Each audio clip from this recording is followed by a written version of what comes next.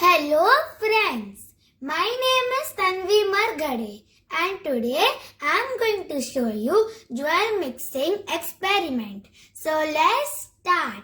So we require for this experiment are 3 cups, spatula, measuring beaker, crystal powder, water and 2 primary colors.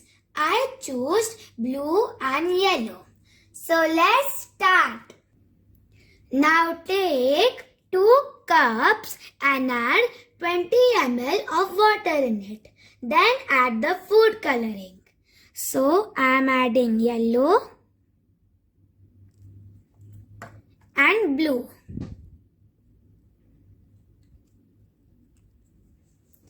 And now we are going to mix it properly.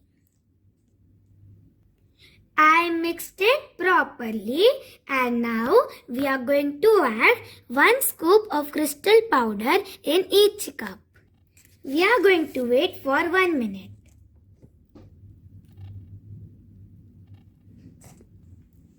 After 1 minute, the crystals have formed. Now we are going to take another cup and add the crystals in it.